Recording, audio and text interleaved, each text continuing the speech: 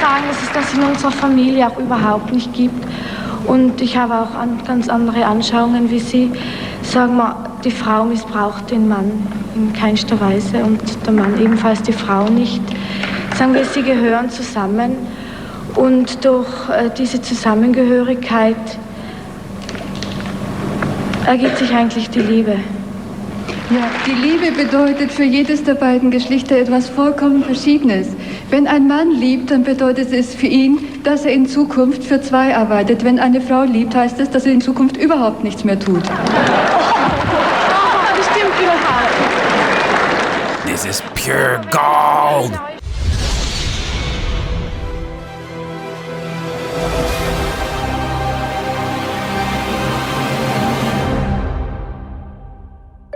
I would like to start this presentation with this quote. Control and manipulation are not love. The outcome is a life of imprisonment, ultimately leading to deep-rooted feelings of resentment. Welcome to part 2 of our deep dive into The Manipulated Man, the controversial and thought-provoking book written by Esther Vilar. Meiner Meinung nach werden die Männer einfach von den Frauen hemmungslos ausgebeutet. Sie werden zum Geldverdienen dressiert. In part 1, we explored the foundational ideas presented by Esther Vilar. We discussed the seismic shifts and the enduring constants in gender dynamics since the book's publication. Key topics included the economic and social changes influencing gender roles, the persistence of traditional expectations, and the significant mental health challenges faced by men due to societal pressures. In this part of the presentation, we will dive deeper into Vilar's arguments from her book, focusing specifically on examining the strategies and tactics she claims women use to manipulate men. We will also explore how these tactics align with or differ from modern-day views on gender relations. There will be a part 3 because there's so much to unpack. Thank you for the super thanks. Thank you for your PayPal donations. And guys, if you make a PayPal donation, please say something. I know money talks, but give us a video topic request or share the reason behind your donation. Nevertheless, we are grateful. Patreon gang, salute! Let's talk about it. Now it's time for us to get into this and do what we gotta do. Because we men, ain't we? We men, ain't we?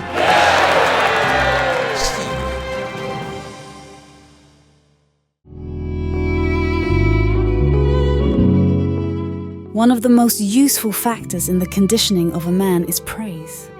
Its effect is better and much more lasting than, say, sex, as it may be continued throughout a man's life. Furthermore, if praise is applied in the correct dosage, a woman will never need to scold. Any man who is accustomed to a conditional dosage of praise will interpret its absence as displeasure. Esther Vilar suggests that praise is a subtle but powerful tool for manipulation. By giving conditional praise, a woman can shape a man's behavior and increase his dependence on her approval. This form of conditioning leverages psychological dependency as the man begins to see the woman as a source of his self-esteem and motivation. The idea is that by gently administering praise, a woman can control and influence a man's actions and attitudes without overt coercion. I couldn't hear your voice or laugh about it with you.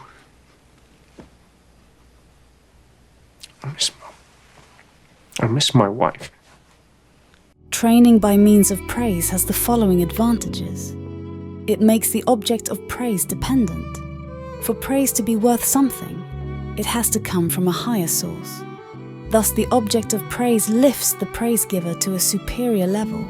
It creates an addict. Without praise, he soon no longer knows whether or not he is worth something and forgets the ability to identify with himself. It increases his productivity. Praise is most effectively meted out, not for the same achievements, but for increasingly higher ones. When Esther Vilar released her book in 1971, approximately 40% of women were part of the workforce, meaning that many women were still primarily housewives.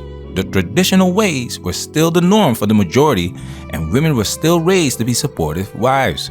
which included praising their husbands who were the primary breadwinners. Now, 50 years later, with around 70% of women participating in the labor force, the dynamic has shifted significantly. Praise for men is hard to find and has become a scarcity. And this is not a coincidence because modern women are raised to be competitors to men instead of helpers, which has disturbed the balance of the force. As women's roles have evolved, their approach to relationships and validation has also changed. This disturbance can be observed in various aspects of modern relationships, as illustrated in the following clip. Don't dismiss that question. It's a really important question. You just said you made $17,000, essentially big deal. Make it next month and then we'll talk. So I'm asking you, if he made it 2 months in a row, would you then kiss his neck? I'm being metaphorical with it, but that's what he said he wants. No, I don't think I would give him what he wants. Okay, is it 3 months? No, it's not time. He could do it in infinite. Exactly. This woman struggles to praise her husband because of loss of identity. There it is. Make sure you watch the full video we created to understand the full context about this woman's struggle to praise her husband. Now let's get a little deeper into this identity. Whether it be through culture or college, or I don't know when it was, a lot of this indoctrination happened to me. And so I was living this like career woman lifestyle. And if you're going to work like that and you're being trained to perform and act like a man and work, because let's be honest, men are very successful, especially in the field that I was in. I was a loan officer for a bank. You start to develop habits and certain ways of thinking, which I did, that are very dominant. Not that that's bad, but if you can't turn that off when you go home and you're in a relationship with a husband who's also dominant, it causes a lot of strife. And for me, I think there was like, I don't know if you would say this like underlying power struggle, but that's maybe what it kind of was, of like who's actually in control and, running the show, because that's how it was for me in my business. So that a lot of that just came home. Modern women do not have the skills to be wives because they are trained to compete with men in the labor force. They are trained to believe that serving their boss at work is freedom, but serving their husband and children is slavery. That's why women think they are a great catch when they have high degrees and high-paying jobs, because that is what feminism taught them, to be like men. Women take pride in being masculine, but that is not what men find attractive. This is where the misconceptions about single men come in. And then we've got this other group of people who do what I call opting out. Because, you get to college and here's what you figure out. Pretty soon after you get to a college or a university in the United States today, you figure out that the hookup scene is the dominant script. It's the thing that you have to join to really belong. And if you don't join it, you have to have a reason, and you have to give that reason. Because otherwise, you're standing in opposition to kind of the wave that everybody else is riding. Men are willingly opting out. According to Pew, only half of single men are actively seeking relationships or even casual dates. And you just got your answer. Life is already hard for men.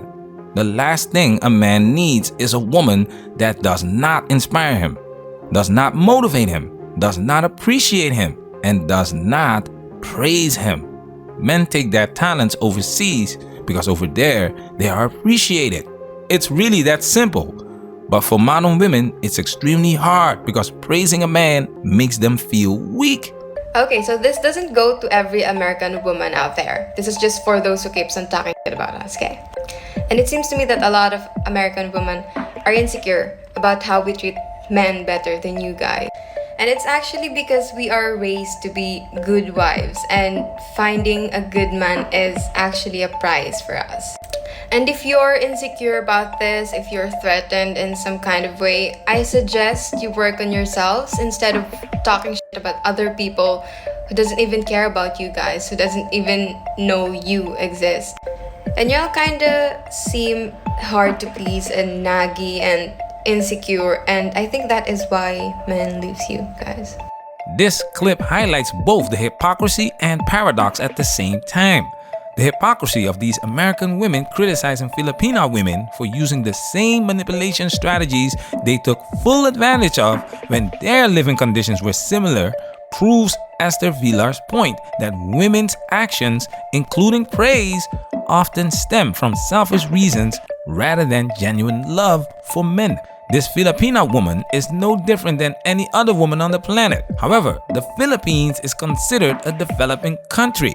It's not gonna do her any good to have a ethnicist mindset under those circumstances. So they praise the heck out of the man who can put food on the table. The selfish nature of these women creates the paradox. It's contradictory for them to refuse to praise their men, yet get angry when their men seek appreciation elsewhere. When a man leaves to find what he's missing in another country, it's seen as a direct criticism of the women he's leaving behind, suggesting that he perceives foreign women to be better at fulfilling his needs. This is why these women resort to another manipulation tactic, which is shaming. But we'll discuss that in the next chapter. Men have always worked in the roughest and toughest conditions to provide for their families. It was never a selfish endeavor. Praise and appreciation in a relationship are common sense if you want it to be successful. While I understand that praise can be used by a woman as a manipulation strategy to get what she wants, praise is not a bad thing by default. I see it more as a tool that can be used for good or evil, not something inherently bad.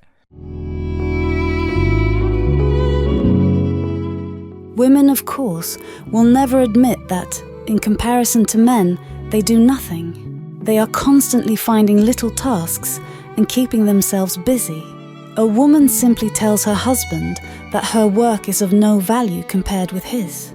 She implies that all the inane, pointless busy work she indulges in, such as ironing, baking, or beautifying the house, all those little jobs that take up her day, are necessary for the family's comfort. He is meant to think himself lucky to have a wife who will perform these menial tasks for his sake. And since men are completely unaware that women actually enjoy such jobs, they do think themselves lucky. Esther Vilar argues that women have traditionally used housework as a strategic means of manipulating men to make them feel both indispensable and superior. By performing tasks such as ironing, baking, and decorating, women present these activities as essential to the well-being of the family, despite Vilar's view that they are largely unnecessary and selfish. According to her, this presentation of housework makes women appear dependent and submissive, while at the same time undervaluing men's contributions. According to Vilar, this dynamic not only inflates the perceived importance of women's domestic roles, but also reinforces traditional power structures between men and women. Men, conditioned to believe that these tasks are crucial and burdensome, feel superior and indispensable. I'm beyond blessed with the many talents God has given me, but it cannot be overstated that all of my success is made possible because a girl I met in band class back in middle school would convert to the faith, become my wife, and embrace one of the most important titles of all, homemaker.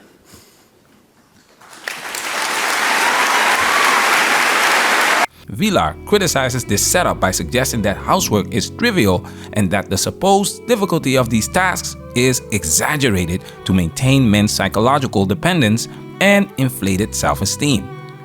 Now, 50 years later, trad wives are trending, showing a return to traditional domestic roles. Gen Z, often labeled lazier compared to previous generations, seems to have a different view of women's empowerment. The pride in having a job just to make a statement seems to be waning as women realize that work is not always fun and ends up stressing most women out. Suddenly, being a housewife sounds like her dream job. Interestingly, the tactics Esther Vilar mentioned in her critique are now being used by these trad wives. Esty says a day in the life of a trad wife is really very busy.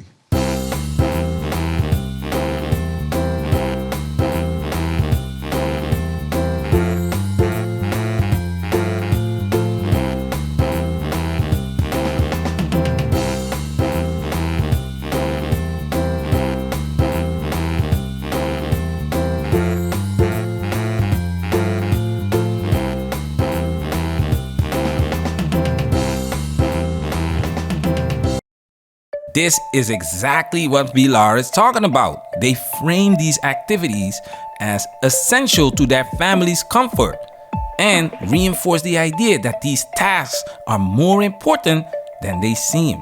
2 hours of her freaking day are spent putting on makeup. You are busy. Did that say you were putting on makeup for an hour and a half? Makeup and hair, yeah. To not go anywhere? Well, you gotta go to the grocery store. Ha ha ha. Did you hear that laugh? Everybody and their mama knows this woman is doing nothing. The laugh is a defensive mechanism to downplay the criticism and assert confidence or nonchalance. This woman doesn't even have children yet. Why in the blue hell do you need to do laundry every day?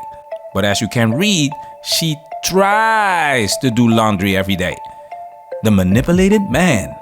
Women complain about making a man a sandwich, but every time her husband eats, she eats too. She's not a help meet, but a help eat. Her husband is out of the house most of the time. This woman is chilling, even though many of these women have useless college degrees and a big bag of student loan debt. They are genuinely happy to do these chores, further proving Vilar's point that the importance of housework is exaggerated. Anything else a woman chooses to do with her time is superfluous for her own amusement and serves to maintain the idiotic status symbols of her clique. Lace curtains, flower beds, brilliant polish. If this is called work, then it is nothing more than a shameless, expedient lie.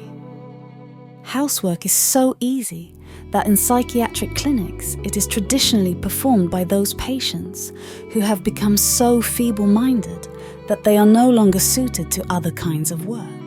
Ivy says she and her husband choose this life knowing the financial sacrifices. I will make a list at the beginning of the week of what we're having for dinner. The list is based on the ads from the grocery stores around here. It's all electronic, so I have all my grocery apps. It takes so much time and so much planning.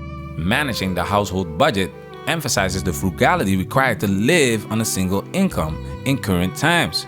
But budgeting is not hard work and time-consuming. This task, while portrayed as challenging, aligns with Vilar's argument that domestic work is often exaggerated to create a sense of importance. In the recent Barbie movie, Ken takes over Barbie Land and convinces the Barbies to basically be housewives. So much better than being president. I like not having to make any decisions. It's like a spa day for my brain. Forever. What is wrong with them? We just explained to them the immaculate, impeccable, seamless garment of logic that is patriarchy, and they crumbled. The depiction suggests that the Barbies prefer an easier path with less stress, which Ken's version of Barbie Land provides.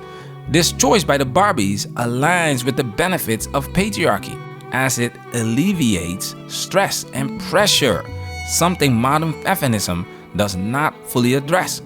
This aspect impacts the credibility of the feminist message that women are now learning the hard way and simply choose to go back to the old way, which is to use men as workhorses.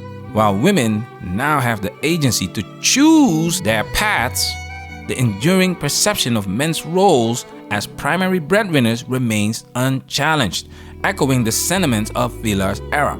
Women should have that freedom to choose. The problem is those who say that, you shouldn't have a choice, that all women should do this, this is the ideal situation for everyone. That message of choice and tolerance is one Ivy agrees with. However, when I decide I want to drop out of college and become a traditional wife, and my only goal in life is to be an amazing wife and mother, that's when eyebrows seem to raise. I think for a lot of women, work is not necessary, it's a preference. Even though there's this narrative that being at home means you are giving up your career and giving up your dreams. When you have children, children become your dream in a lot of ways. There is frequent mention of choice, highlighting that women today can pursue traditional roles as opposed to the rigid expectations of the past. Feminism advocates for women's freedom to choose whatever they want to do with their lives. This is why trad wives are not fully attacked or canceled by mainstream media. It conflicts with the feminist ideology that emphasizes choice. However, feminists do not want to refer to traditional ways, which is why they continually remind the world that they do not want to go back to the 1950s. Look, I'm the only one here who was around during the dark ages of the 50s. No, you're not. Well, you were young. You're younger than I was young, but I remember that. Yeah. And the brilliance of the time we're living in is now feminism is having choices. So I respect someone that wants to be at home. And I happen to be someone who chooses otherwise, but to think we live in a time where you could do that, but it's a privileged stance also to be at home. A lot of families need two incomes. Most families. This is problematic for men because if a woman can opt in, she can also opt out whenever she feels like it. Consequently, there's little discussion about men becoming stay-at-home husbands. For the traditional structure to work, it is essential that men's roles remain mostly unchanged and the idea of the oppressed woman persists. The women are going out to work, okay? Yeah. But they're also coming home to the laundry, to the work, to the stuff, cooking, to the cleaning, to raising the kids, to everything else. The men have not stepped up in 50 years. Go ahead, Alyssa, get in there. This is exactly what Esther Vilar critiques, the manipulation and preservation of these gender roles to maintain power dynamics. It is simple to analyze this vicious circle. Women invent rules, manipulate men to obey them, and so dominate the male sex.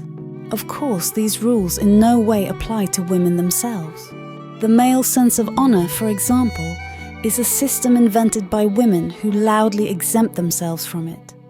They renounce the concept of honor and as a result, manipulate men. The male sense of honor is one such construct that men try to uphold, believing it to be a measure of their worth and integrity. Meanwhile, according to Vilar, women exploit these constructs without adhering to them, giving them power over men who are bound by these self-imposed rules.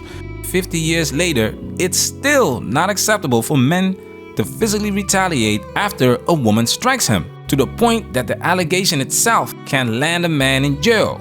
But women have no problems with slapping men whenever they feel like it. The movies and mainstream media make sure this construct is upheld. Women are the first ones to say, "My body, my choice." But look what happens when men are playing by the same rules. You want to hear one trend that is utterly horrifying? There was last year a 35% jump in men wanting consultants, being consulted on vasectomies. Like, don't even want to have kids. Right? They don't want to take on the responsibility. How like do a you real know man. that? How do you know? I'm looking at it right here. All right? It's a thing now, apparently. It just seems like men do not want to play the role of being elusive anymore or being hard to get. They text way too much. They're far too needy. They live far too long with their parents, particularly with mom. And that's a problem when you're a woman and you want a real man. Okay? Yeah. All right. So I shudder to think what's going to be like for my daughter. Toxic masculinity. The male sense of honor is immediately attacked by another male. The Me Too movement played a huge role in painting masculinity as abusive, toxic, predatory, and inherently dangerous, while toxic femininity is shoved under the rug. This is why women are quick to use shame to remind you that you are not acting accordingly to uphold this construct. Recently, a lot of news of female teachers having affairs with their students are surfacing. And where is the outrage? Where is the outrage of the media? Where's the outrage of the mothers of these students? If these were men, there would be a ban on male teachers or tightening of protocol of screening before they hire another male teacher. These boys are not seen as victims. Vilar points out that society harshly condemns men who engage in sexual relationship with young girls, while older women seducing young boys are not seen as negatively. It's interesting to see how women's manipulation strategies and tactics are blowing up in their faces in current times because they took it too far. Men are refusing to approach women. Men are refusing to help women in public. Men are refusing to mentor women. And recently, men are using satire to highlight the ridiculous expectations and demands of women in the form of the soft guy era, proving Esther Vilar right once again. Yeah, I'm just saying. You should hear these TikTokers out there. Let's listen to one right now. He says that women should be paying for all the dates. Listen to this.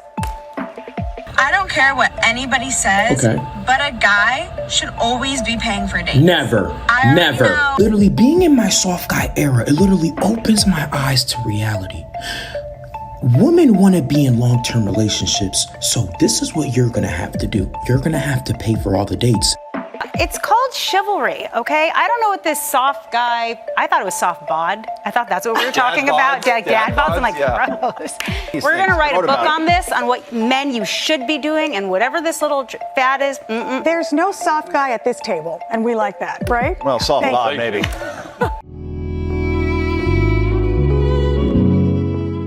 If a captive dolphin has learned to do a trick well, its trainer throws it a fish.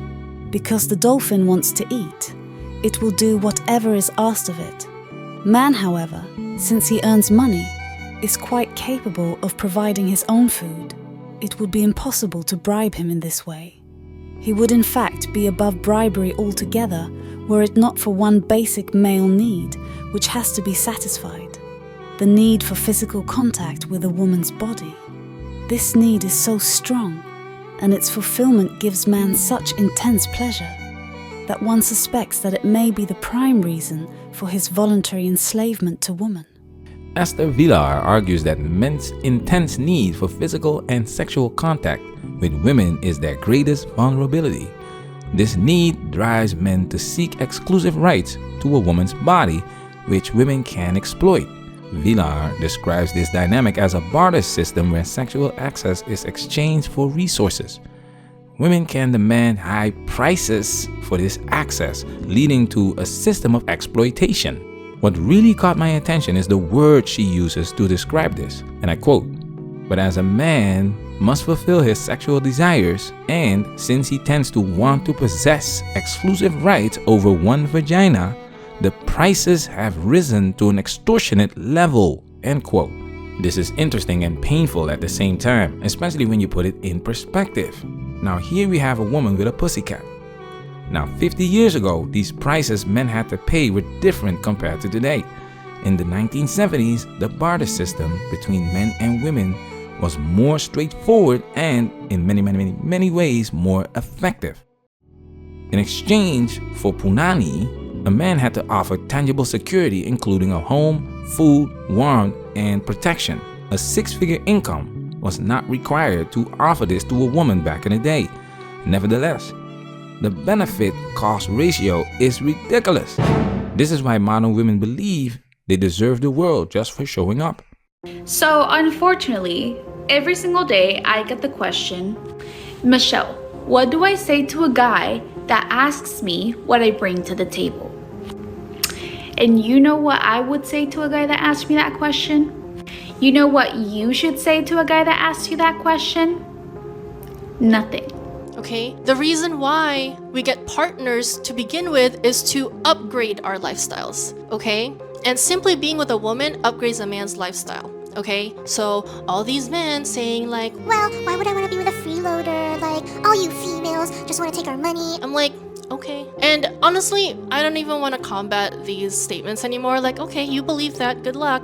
But in the 70s, this system was more effective because even though feminism was on the rise, the majority of women would still get married young, often with a low body count and a desire for families. Esther Vilar also mentions that women use their children to manipulate men into doing their bidding. But I digress. In the 70s, promiscuity was still looked down upon. Virginity was not yet a rarity, and women still praised men for their contributions. Fast forward to today, and the dynamics have shifted significantly. The traditional barter system has evolved, reflecting broader societal changes and individual aspirations. This is exactly what Esther Vilar said and what every man needs to know. And I quote, "The concept of femininity is essentially sociological, not biological," end quote.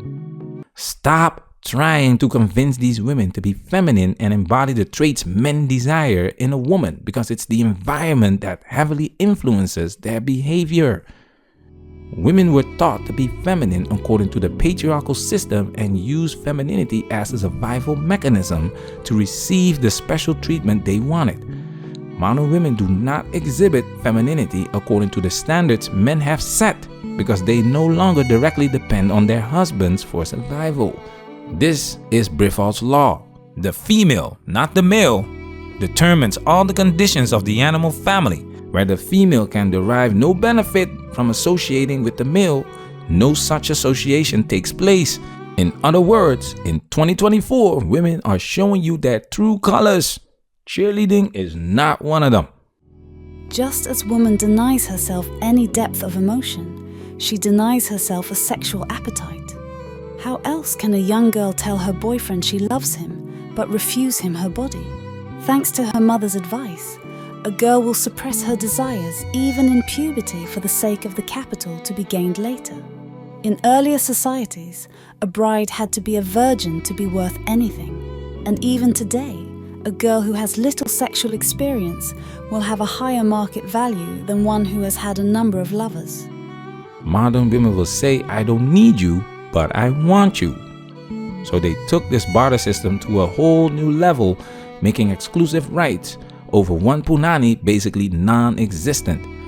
But men are still expected to pay to have access to the punani, while the price differs depending on a man's socioeconomic status. So basically the price has increased while the value a man gets in return has decreased, not taking inflation into account. At the same time, it could be cheaper for some men because they only pay when they engage. It's akin to a prepaid plan versus a postpaid plan. Yet, many young males are single and sexless, indicating that the punani is overpriced, and men have decided that the juice ain't worth the squeeze. Many young men are opting for low-effort rewards like prawn instead of engaging in the challenges of real-life dating, possibly due to the likelihood of rejection and unrealistic relationship standards modern women have. Playing video games seems more rewarding than interacting with women. Interestingly, young women are experiencing dating app fatigue, indicating a deprivation of deeper connections. In modern times, 80% of men are invisible to 80% of women, who are seeking the top 10% of men. This dynamic means most men and women will end up single, which aligns with predictions that 50% of women will be single and childless by 2030. It's obvious that manipulation is not sustainable, especially as times continue to change. Without a doubt, Esther Vilar was way ahead of her time, and it was only a matter of time until the truth about female nature would be exposed by women themselves. This information can be a bitter pill to swallow, but the bitter taste shall pass once you come to accept it, because it is what it is. These are the red pill vitamins I want you to take. Seeing the world as it truly is. Like Morpheus said, all I'm offering is the truth. There is a lot more to unpack when it comes to the manipulated man, so we look forward to presenting you with part 3 of this series. Make sure you subscribe so you won't miss it. Patreon supporters, salute! Manipulative, we working. Protect yourself at all times. This video has officially been highlighted.